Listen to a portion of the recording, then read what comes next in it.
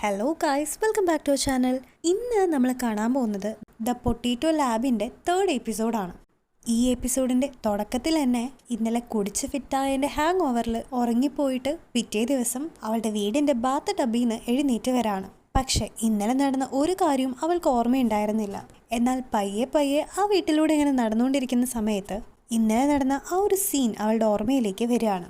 ഇന്നലെ വളരെ അൺപ്രഡിക്റ്റഡ് ആയിട്ട് അവൾ ബേഖോനെ കിസ് ചെയ്തത് അവൾക്ക് പെട്ടെന്ന് ഓർമ്മ വരുന്ന കാരണം അവൾ വളരെയധികം അൺകംഫർട്ടബിൾ ആയിട്ട് എന്ത് ചെയ്യുന്ന അറിയാതെ നിൽക്കുന്ന സമയത്താണ് അവളുടെ ബെസ്റ്റ് ഫ്രണ്ടായിട്ടുള്ള ഓങ്ജു അങ്ങോട്ട് വന്നിട്ട് നിനക്ക് എന്ത് പറ്റി, നിനക്കും ബേഖോയുടെ ഇടയിൽ എന്തെങ്കിലുമൊക്കെ ഉണ്ടായോ എന്ന് അവളോട് ചോദിക്കുന്നത്.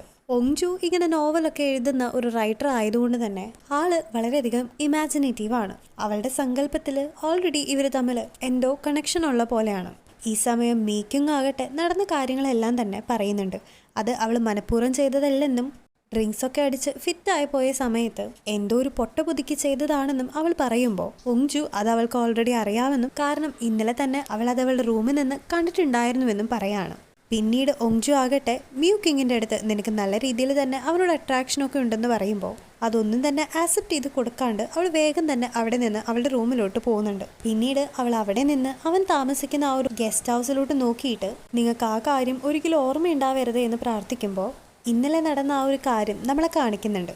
മ്യൂക്കിംഗ് ആകട്ടെ പെട്ടെന്ന് ഒരു അബദ്ധത്തിലാണ് അവൻ ആക്ച്വലി കിസ് ചെയ്യുന്നത്. അവനാകട്ടെ അതൊന്നും ഓർമ്മയില്ലെന്ന് പറഞ്ഞു കഴിഞ്ഞാലും അന്ന് രാത്രി ആ ഒരു ഇൻസിഡന്റ് നടന്നതിന് ശേഷം വീട്ടിലെത്തുന്ന അവന് ഇവളിപ്പോൾ എന്താ ചെയ്തതെന്ന് ആലോചിച്ച് ഉറങ്ങാനോ സമാധാനമായിട്ടൊന്നും ഇരിക്കാനോ പറ്റുന്നുണ്ടായിരുന്നില്ല. കുറേ തവണ അവനെ തന്നെ ഡിസ്ട്രാക്ട് ചെയ്യാൻ നോക്കിയാലും വീണ്ടും വീണ്ടും അതേ ചിന്ത തന്നെയാണ് അവന് മനസ്സിലേക്ക് കയറി വരുന്നത്. അങ്ങനെ ഇരിക്കെ പിറ്റേ ദിവസം രാവിലെ തന്നെ അവൻ അവളെ കോണ്ടാക്ട് ചെയ്യാണ്. എന്നാൽ ഈ സമയം മ്യൂക്കിംഗ് ആകട്ടെ അവന് മനഃപൂർവ്വം തന്നെ അവോയ്ഡ് ചെയ്തുകൊണ്ട് അവൻ്റെ റൂമിൻ്റെ ഒരു കോർണറിലേക്ക് നിൽക്കുന്ന സമയത്ത് ഗസ്റ്റ് ഹൗസിൻ്റെ വിൻഡോയിലൂടെ അവൻ അവളെ നല്ല രീതിയിൽ തന്നെ കാണുന്നുണ്ട്. അങ്ങനെ അവൾ റൂമിലുണ്ടെന്ന് മനസ്സിലാക്കുന്ന അവൻ നേരെ അവളുടെ വീട്ടിലേക്ക് വരികയാണ്. അവൻ അവളെ കാണുന്നേക്കാളും മുമ്പ് ഓടി രക്ഷപ്പെടാനായിട്ട് പലതവണ ശ്രമിച്ചെങ്കിലും അവന് മുമ്പിലോട്ട് തന്നെയാണ് അവൾ വീണ്ടും വീണ്ടും വന്ന് വീഴുന്നത്. അങ്ങനെ അവസാനം അവളെ പിടിച്ചു നിർത്തിയപ്പോൾ അവളായിട്ട് തന്നെ ഇന്നലെ ഞാൻ വളരെയധികം ഡ്രങ്ക് ആയിരുന്നു, അതുകൊണ്ട് തന്നെ ഇന്നലെ നടന്ന യാതൊരു കാര്യം എനിക്ക് ഓർമ്മയില്ല എന്നൊക്കെ പറയുന്നുണ്ടെങ്കിലും അവളുടെ ആക്ഷൻസും പരിഭ്രാന്തിയും ഒക്കെ കാണുമ്പോൾ തന്നെ അവൾക്ക് എല്ലാം ഓർമ്മയുണ്ടെന്ന് ബേഖോയ്ക്ക് മനസ്സിലാകുന്നുണ്ട്. അങ്ങനെ ഈ ഒരു അവസരം മുതലെടുത്ത് അവളൊന്ന് പറ്റിക്കുന്നതിന് വേണ്ടിയിട്ട് ബേഖോ കുറേ ഉടായ്പകളും പറയുന്നുണ്ട്. ഇന്നലെ അവർ വരുന്ന വഴിക്ക് വണ്ടിയുടെ പെട്രോളൊക്കെ കഴിയാൻ നേരം ബേഖോ വലിയൊരു എമൗണ്ട് കൊടുത്തിട്ടാണ് വണ്ടിക്ക് പെട്രോൾ അടിച്ചത് എന്നും അതുകൊണ്ട് തന്നെ അത്രയും പൈസ ഇപ്പോൾ മ്യൂക്കിങ് അവന് തിരിച്ചു കൊടുക്കണമെന്നും പറയുമ്പോൾ ആ ഒരു എമൗണ്ട് തന്നെ കേട്ട് മ്യൂക്കിങ് ഞെട്ടി പോകുന്നുണ്ട്. മാത്രമല്ല ഇങ്ങനൊരു കാര്യം ഒരിക്കലും അവിടെ നടന്നിട്ടില്ല എന്ന് മ്യൂക്കിങ്ങിന് നല്ല ഓർമ്മയുണ്ട്. പക്ഷെ ഇന്നലെ രാത്രി നടന്ന ആ ഒരു കിസ്സിനെ കുറിച്ച് സംസാരിക്കുന്നേക്കാളും നല്ലതാണ് ഇത് എന്നാലോചിച്ച് അവൾ അത്രയും എമൗണ്ട് അവന് പേ ചെയ്യാനായിട്ട് റെഡി ആവാണ്. എന്നാൽ ഈ കൃത്യം സമയത്ത് തന്നെ അവളുടെ അനിയൻ അങ്ങോട്ട് വന്നപ്പോൾ ആ ഒരു ഡിസ്ട്രാക്ഷൻ ഉപയോഗിച്ചിട്ട് ബേഖോയുടെ ടോയ്ലറ്റൊക്കെ ക്ലോഗ്ഡ് ആണെന്നൊക്കെ പറഞ്ഞിട്ട് അവിടെ നിന്ന് അവൾ നൈസായിട്ട് എസ്കേപ്പ് ചെയ്ത് പോവാണ്. ഇതേ സമയം നമ്മുടെ മ്യൂക്കിങ്ങിൻ്റെ എക്സ് ആയിട്ടുള്ള കീസയെ കാണിക്കുമ്പോൾ അവൻ ഇപ്പോഴും മ്യൂക്കിങ്ങിനെ പറ്റിയിട്ട് ഓരോ കാര്യങ്ങൾ തിരഞ്ഞ് കണ്ടുപിടിച്ചുകൊണ്ടിരിക്കുകയാണ്. ഈ സമയത്താണ് അവളുടെ ലാബിൽ പുതിയതായിട്ട് ഒരു ഫുഡ് കോൺടെസ്റ്റ് നടക്കുന്നുണ്ടെന്ന് അവൻ്റെ ഒരു വർക്കർ അവനോട് വന്ന് പറയുന്നത്.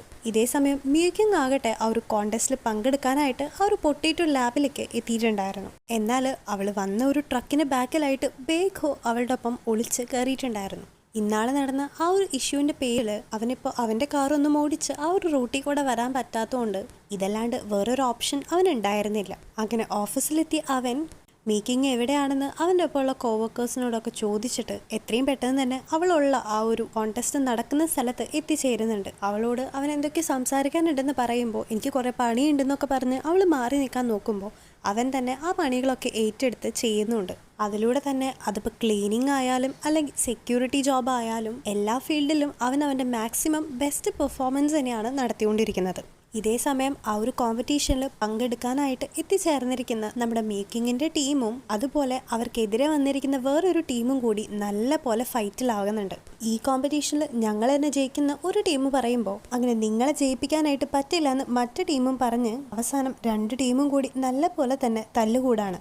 ഇതിൻ്റെ ഇടയിൽ നമ്മുടെ മ്യൂക്കിങ്ങിൻ്റെ ടീമിലെ ഷെഫായിട്ടുള്ള ഒരു മെമ്പറിന് ഇതിനിടയിൽ വെച്ചിട്ട് കണ്ണിൽ പരിക്ക് പറ്റുന്ന സമയത്ത് അവരുടെ ടീമിന് നല്ലൊരു ഷെഫിന് തന്നെയാണ് ഇല്ലാണ്ടായി പോകുന്നത്. അങ്ങനെ അവനെ റീപ്ലേസ് ചെയ്യാനായിട്ട് ഈ ഫീൽഡിലൊക്കെ മുമ്പേ പരിചയമുള്ള നമ്മുടെ ബേഖോട് അവരത് ചോദിക്കുമ്പോൾ അവനതിന് ഓക്കെ പറയാണ്. അതിനെ തുടർന്ന് ഇനി ഒരു രീതിയിലുള്ള റെസ്ട്രിക്ഷൻസും അവനെതിരെ വെക്കില്ലാന്നും നിനക്ക് ഇഷ്ടമുള്ളപ്പോൾ എങ്ങോട്ട് വേണമെങ്കിലും പോകാനായിട്ട് നിനക്ക് റോഡ് യൂസ് ചെയ്യാമെന്നും അവർ പറയുന്നുണ്ട്. അങ്ങനെ നമ്മുടെ കോമ്പറ്റീഷൻ ഇവിടെ ആരംഭിക്കുകയാണ്. എതിർ ടീമിലെ ഷെഫ് വളരെയധികം പ്രൊഫഷണൽ ആയതുകൊണ്ട് തന്നെ അയാൾ അങ്ങനെ ഒരു സ്കില്ലുകളൊക്കെ ഇറക്കുന്ന സമയത്ത് ഒട്ടും തന്നെ വിട്ടുകൊടുക്കാതെ ബേഖോയും അവൻ്റെ സ്കില്ലുകളെല്ലാം കാണിക്കുന്നുണ്ട്. പിന്നീട് ജഡ്ജസ് എല്ലാം വന്നിട്ട് നമ്മുടെ ബേഖോന്റെ ഡിഷസും അതുപോലെ ഓപ്പോസിറ്റ് നിൽക്കുന്ന ടീമിന്റെ ഡിഷസൊക്കെ ടേസ്റ്റ് ചെയ്യുമ്പോൾ അവർക്ക് ബേഖോന്റെ റെസിപ്പീസ് എല്ലാം വളരെയധികം ഇഷ്ടമായിട്ട് അങ്ങനെ ഫൈനലി ബേഖോയുടെയും മീക്യാങ്ങിന്റെയും ഗ്രൂപ്പിന് തന്നെയാണ് അവിടെ പ്രൈസ് കിട്ടുന്നത്. അടുത്ത സീനിൽ നമ്മളെ കാണിക്കുന്നത് വളരെ ബ്യൂട്ടിഫുൾ ആയിട്ടുള്ള ഒരു ലാൻഡ്സ്കേപ്പിൽ വീണ്ടും കുടിച്ചിരിക്കുന്ന മീക്കിങ്ങനെയാണ്. അവിടേക്ക് അവൾ ബേഖോനെ വിളിച്ചിട്ട് അവൻ എത്തുമ്പോൾ ഇങ്ങനെ നിങ്ങളോട് സംസാരിക്കാനായിട്ട് എനിക്കൊരു പ്രൈവസി ഉണ്ടാവുമെന്നും വീട്ടിൽ തനിക്കത് കിട്ടില്ലെന്നും അവൾ വ്യക്തമായി പറയുന്നുണ്ട്. മാത്രമല്ല താൻ നേരത്തെ പറഞ്ഞതൊക്കെ നുണയാണെന്നും ശരിക്കും അന്ന് രാത്രി നടന്ന എല്ലാ കാര്യങ്ങളും അവൾക്ക് നല്ല ഓർമ്മയുണ്ടെന്നും പക്ഷെ അത് ആലോചിച്ച് അവൾ വളരെയധികം എംബാരസ്ഡ് ആയതുകൊണ്ട് അവൾക്കത് അഡ്മിറ്റ് ചെയ്യാൻ പറ്റാത്തതാണെന്നും അത് മനഃപൂർവ്വം അങ്ങനെയുള്ളൊരു സമയത്ത് ഉണ്ടായിപ്പോയതല്ലെന്നും അവൾ അവൻ്റെ അടുത്ത് ഓപ്പൺ ആയി തന്നെ പറയുന്നുണ്ട്. എന്നാൽ അതിന് വേണ്ട ഒരു മറുപടി പറയാണ്ട് ഈ സമയത്ത് അവൻ അവളോട് ചോദിക്കുന്നത് നിനക്ക് എന്നെ ഡേറ്റ് ചെയ്തുകൂടെയെന്നാണ്. ഇത് കേട്ട് ആകെ ഷോക്ക്ഡ് ആയിട്ട് നിങ്ങളെന്താ പെട്ടെന്ന് ഇങ്ങനെ പറയുന്നതെന്ന് മീക്കങ്ങ് ചോദിക്കുന്ന സമയത്ത് അത് നമ്മൾ കിസ് ചെയ്തതുകൊണ്ടാണെന്ന് അവനും പറയുന്നുണ്ട്. ഇത് കേൾക്കുമ്പോൾ അത് അവൻ്റെ ഫസ്റ്റ് കിസ്സാണെന്നും അവൻ്റെ ലൈഫിൽ അവൻ കുറേ പ്രിൻസിപ്പിൾസിനെ മാത്രം ഫോളോ ചെയ്യുന്ന ഒരാളായതുകൊണ്ട് കപ്പിൾസ് മാത്രമേ പരസ്പരം കിസ് ചെയ്യുകയുള്ളൂ എന്നും പക്ഷെ ഇവരുടെ ഇടയിൽ അങ്ങനെ ഉണ്ടായതുകൊണ്ട് നമുക്ക് ഡേറ്റ് ചെയ്യാമെന്നും അവൻ പറയുമ്പോൾ ഇതൊന്നും നടക്കില്ല, എന്തായാലും നടക്കില്ല എന്നും പിന്നെ അവരുടെ ഇടയിൽ ഉണ്ടായത് ശരിക്കത്തെ ഒരു കിസ്സല്ലെന്നും വെറുതെ ലിപ്സ് തമ്മിൽ ടച്ച് ചെയ്ത് കഴിഞ്ഞാൽ അതെങ്ങനെ ഒരു കിസ്സാവും എന്നൊക്കെ ചോദിച്ച് കൂടാതെ ഇങ്ങനെ പ്രപ്പോസ് ചെയ്യുന്ന സമയത്ത് ഒരു ഫ്ലവർ പോലും ഇല്ലാതെ ഇങ്ങനെ ഒരു കാര്യം പറഞ്ഞ് ആ ഒരു രീതിയും ഇഷ്ടപ്പെട്ടില്ല എന്നൊക്കെ പറഞ്ഞ് അവൾ അവിടെ നിന്ന് പോവാണ്. അങ്ങനെ പിറ്റേ ദിവസം ജോലിക്ക് വന്നിരിക്കുന്ന അവള് പതിവില്ലാതെ സൺഗ്ലാസസ് ഒക്കെ വെച്ചത് കാണുന്ന അവളുടെ ഫ്രണ്ട്സ് നിനക്ക് എന്ത് പറ്റിയെന്ന് ചോദിക്കുമ്പോഴാണ് അവൾ ആ ഒരു ഗ്ലാസ് എടുത്ത് മാറ്റി അവളുടെ ഐബ്രോസ് അവരെ കാണിക്കുന്നത്. അപ്പോഴാണ് ഇന്നലെ പോയിട്ട് അവള് ഐബ്രോസ് ഒക്കെ ടാറ്റൂ ചെയ്ത് അവളുടെ മുഖം തന്നെ വേറൊരു രീതിയിൽ മാറിയതായിട്ടും നമുക്ക് കാണാം. അവളുടെ ഈ ഒരു കോലം കണ്ടിട്ട് നിനക്കിപ്പോൾ പെട്ടെന്ന് എന്താ പറ്റിയേ എന്നൊരു ധാരണയിൽ വളരെയധികം സ്റ്റണ്ടായിട്ട് നിൽക്കുകയാണ് ബേഖോ. പക്ഷെ മീക്കിങ് ആണെങ്കിൽ അതൊന്നും തന്നെ മൈൻഡ് ചെയ്യാണ്ട് ഇതിനു മുമ്പ് ടാറ്റൂ ചെയ്ത ആളെ നിങ്ങൾ ഇതുവരെ കണ്ടിട്ടില്ലേ എന്ന് ചോദിച്ച് അവിടെ നിന്ന് പോവാണ്. പക്ഷെ ഏറ്റവും വേഴ്സ്റ്റ് ആയിട്ടുള്ളൊരു കാര്യം എന്ന് പറയുന്നത് ഈ സമയത്ത് തന്നെ അവളുടെ എക്സ് അടങ്ങുന്ന വോൺഹാൻ കമ്പനിയിലെ കുറേ ഓഫീസേഴ്സ് അവൾ വർക്ക് ചെയ്യുന്ന ഈ ഒരു പൊട്ടേറ്റോ ലാബിലേക്ക് വിസിറ്റിനായിട്ട് വരുന്നതാണ്. അവളുടെ ഈ ഒരു കോലം കാരണം അവൾ ടെറസിൻ്റെ മുകളിൽ ഒളിച്ചൊക്കെ നിൽക്കാനായിട്ട് ശ്രമിക്കുന്നുണ്ടെങ്കിലും അവരത് മനസ്സിലാക്കിയെന്ന് മാത്രമല്ല അവളോട് താഴേക്ക് ഇറങ്ങി വരാനും പറയാണ്. ഒരു കണക്കിന് മുഖമൊക്കെ മറച്ച് അവൾ വളരെ കഷ്ടപ്പെട്ട് താഴേക്ക് ഇറങ്ങി വന്നെങ്കിലും അവളുടെ കഷ്ടകാലം എന്ന് പറഞ്ഞാൽ പോരെ, ഒരു കാറ്റ് വന്ന് അവളുടെ മുടിയെല്ലാം മാറ്റി അവളുടെ ആ ഒരു കോലം അവിടെയുള്ള എല്ലാവരും തന്നെ കാണുന്നുണ്ട്. അങ്ങനെ ഇരിക്കെ ഓഫീസേഴ്സ് എല്ലാം പൊട്ടേറ്റോ ലാബ് വിസിറ്റ് ചെയ്യുന്നതിൻ്റെ ഇടയിൽ കീസെ കുറച്ച് ടൈം ഉണ്ടാക്കിയിട്ട് മ്യൂക്കിങ്ങിനെ കാണാനായിട്ട് വരുന്നുണ്ട്. എന്നിട്ട് തങ്ങൾ തമ്മിൽ പാസ്റ്റിലുണ്ടായ കാര്യങ്ങളൊന്നും നീ ആരോടും പറയരുതെന്നും കാരണം ഇപ്പം അവൻ ജോലി ചെയ്യുന്ന വോൺഹാൻ റീറ്റെയിൽ അവന് നല്ലൊരു പൊസിഷനാണോ ഉള്ളതെന്നും ഈ കാര്യങ്ങളൊക്കെ അറിഞ്ഞു കഴിഞ്ഞാൽ അത് അവൻ്റെ പൊസിഷനെയും അവൻ്റെ ജോലിയൊക്കെ എഫക്റ്റ് ചെയ്യുമെന്നൊക്കെ അവൻ ഓരോന്ന് പറഞ്ഞുകൊണ്ടിരിക്കുമ്പോൾ ഇതൊന്നും കേൾക്കാൻ യാതൊരു താല്പര്യമില്ലാണ്ട് നിൽക്കുന്ന മീക്കിങ് അവിടെ നിന്ന് പോവാൻ നേരം വീണ്ടും കീസെ നീ ഇപ്പോഴും ആ ഒരു പഴയ ഷാമ്പു തന്നെയല്ലേ യൂസ് ചെയ്യുന്നേ എന്നുകൂടി പറയുന്നുണ്ട്. ഇത് കേൾക്കുമ്പോൾ ആകെ ഭ്രാന്തായിട്ട് നിൽക്കുന്ന മ്യൂക്കിങ്ങിന് കുറച്ചും കൂടി ടെമ്പർ കൂടിയിട്ട് കൺട്രോൾ ചെയ്യാൻ പറ്റാതെ അവനിട്ട് കണക്കിന് 2 എണ്ണം വെച്ച് കൊടുക്കുന്നുണ്ട്.